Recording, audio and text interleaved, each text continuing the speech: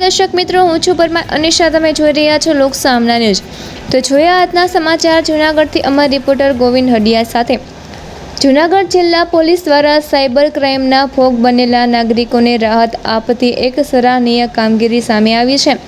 તેરા તુજકો અર્પણ અભિયાન અંતર્ગત કેશોદ પોલીસ સાયબર ફ્રોડમાં ગુમાવેલી લાખો રૂપિયાની રકમ અરજદારોને પરત અપાવી છે. જૂનાગઢ રેન્જના નાયબ પોલીસ મહાનિરીક્ષક રાજેન્દ્રસિંહ ચુડાસમા અને જિલ્લા પોલીસ અધિક્ષક સુબોધ ઓડેદરાના માર્ગદર્શન હેઠળ કેશોદ વિભાગના નાયબ પોલીસ અધિક્ષક હિતેશ ધાંધલિયાના સુપરવિઝનમાં કેશોદ પોલીસ સ્ટેશનના પોલીસ ઇન્સ્પેક્ટર એમડી ચૌધરી અને તેમની ટીમ દ્વારા આ સફળ કામગીરી હાથ ધરવામાં આવી હતી. સાયબર ફાઇનાન્શિયલ ફ્રોડના અલગ અલગ 17 કેસોમાં ટેકનિકલ એનાલિસિસ, બેન્કો, પેમેન્ટ ગેટવે અને વોલેટ કંપનીઓ સાથે સંકલન કરીને કુલ ₹11,67,102ની રકમ સફળતાપૂર્વક પરત આપવામાં આવી છે.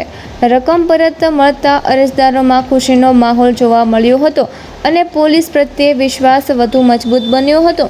આ પ્રસંગે કેશોદ પોલીસે નાગરિકોને સાયબર ગુનાઓથી બચવા માટે મહત્વપૂર્ણ માર્ગદર્શન પણ આપ્યું હતું.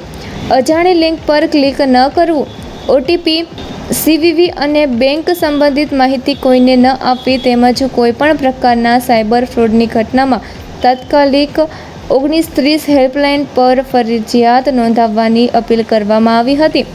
કેશોદ પોલીસની આ કામગીરીમાં PSI MD Makwana, PSI RN Odedara, PSI JR Vaza, PSI KM Vadher, ASI SU Dav, ASI VD Giyad, ASI SJ Mori, ASI PG Kodiyatar, ASI PM Babariya તેમજ સાયબર એક્સપર્ટ ડોક્ટર ગોપાલ વિકલાણીનો મહત્વપૂર્ણ ફાળો રહ્યો હતો.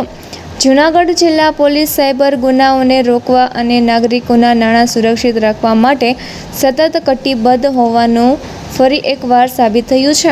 તો ફરી મળીશું એક નવા સમાચાર સાથે. ત્યાં સુધી જોતા રહો લોક સામના ન્યૂઝ.